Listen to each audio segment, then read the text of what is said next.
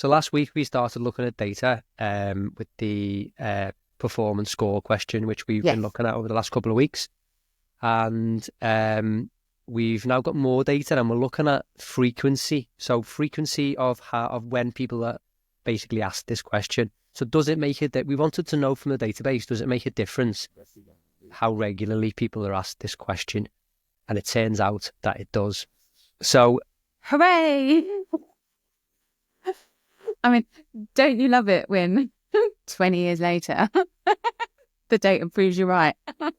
yeah, exactly that. Well, it was interesting because we've done a lot of work on this data, and we've asked a lot of interesting questions of the data, and you don't really know what's going to come out until it does. But here we go anyway. So I'm going to try and explain this, and I'm going to put a graph up on screen as well, which hopefully will help me. But we basically we used variance with this, and variance basically measures the difference between how much somebody has progressed, or if somebody's not progressed, or even if they've gone backwards, basically.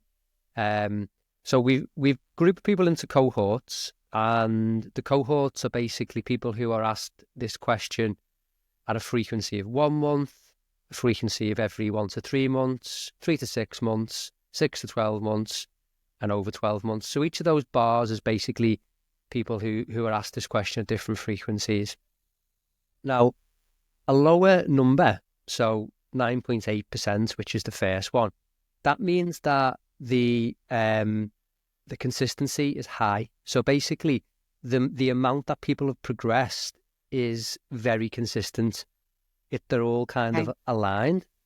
Yeah. Whereas the higher number, which is obviously over 12 months on the right-hand side, that means that groups who are scored every year or longer, they have a higher score and they're less consistent.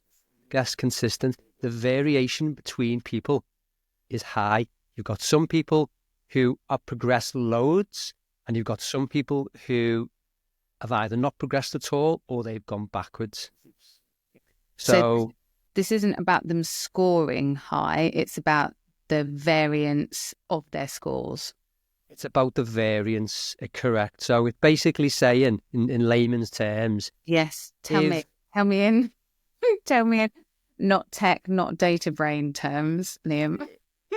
If you have 10 people and you do this score with them every 1, 2 or 3 months, they are going to progress more consistently than if you have another 10 people who you only question once every 12 months. They're going to be all over the place.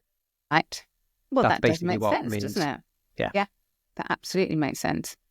And so what we can see from this data then, that really anything between, if you're asking regularly, from 1 month up to 6 months on a regular basis, but probably, if you can, try not to leave it 6 months between conversations. I think that's what it's telling us, isn't it? Is that exactly. you should be really catching up with people and talking about performance at least quarterly. Exactly. Which is, it does make sense, and it is what you've been sort of saying all along, Joe. Yes, But it is. we now got the data to say that that's the right thing to do. Now we've got the data, exactly. Now, this was measured with about 10,000 employees, I think, if I remember correctly. Okay. Just under, I think it was 9,500 employees. So fairly big data set. They've got 9,500 employees who have all had multiple conversations. So nobody in here has had one conversation, obviously. So it just kind of backs up everything you're saying. Maybe this is the most obvious one or certainly aligns with common sense, but we've never actually seen the data before, which is interesting.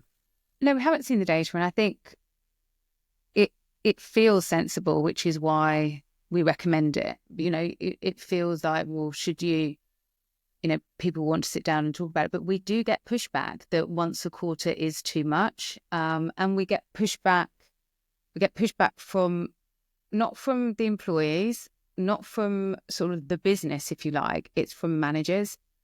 And it's for them saying, we don't have time to do this. So that's I think our biggest pushback, because from an employee perspective, they're very happy to sit down and talk about their performance every quarter. That doesn't seem to be an issue. It's something that if they're performing well and they people want to have feedback, we know that the generations coming into the workforce certainly want to and are more up for having more consistent feedback more often.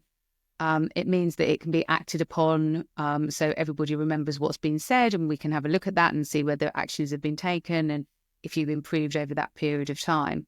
And from a business perspective, it clearly makes sense to get as much data as possible and to have everybody being super consistent and, again, understanding what good looks like.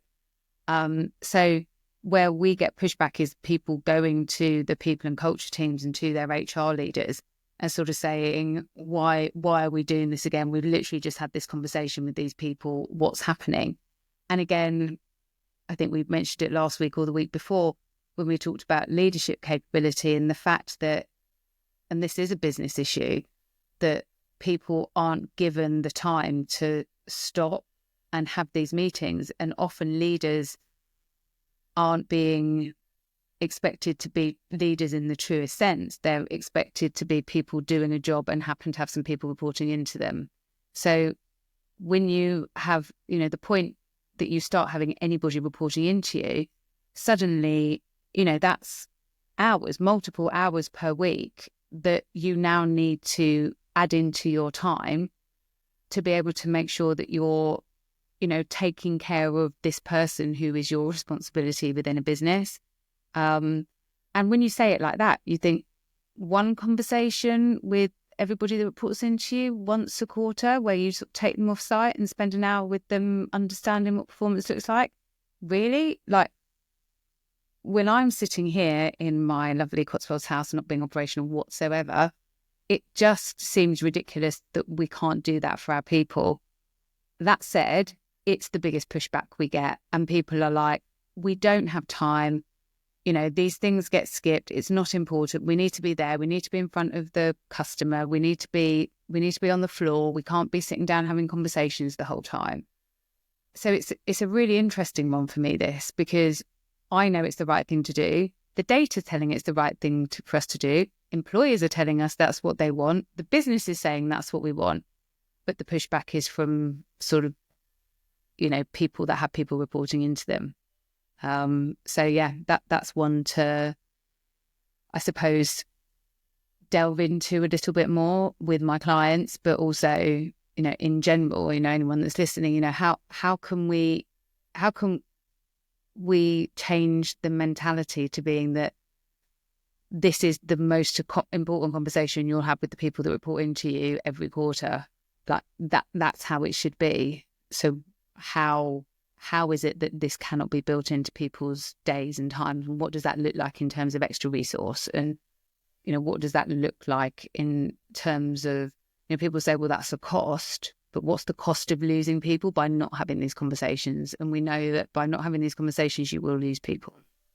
And not just losing people, but this kind of demonstrates that there is a positive ROI for doing this, because that time spent, which can feel a bit like a pain at the time, demonstrates that actually that person's going to improve more consistently over time. So actually that is a positive ROI. Yeah. Yes.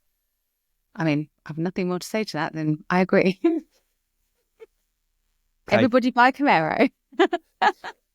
Well, we'll leave that there. I think we've got a bit more work to do in the future. I think we'll revisit these and we'll dig into them a little bit further and probe some more, which would be quite interesting. But okay, perfect. So next week we're doing our last piece of data, which is a bit more of a fun one on this particular score question. So join us back for that next Monday. Jo, thank you very much for your time. Thank you. Speak soon. Right. Bye. See you next time.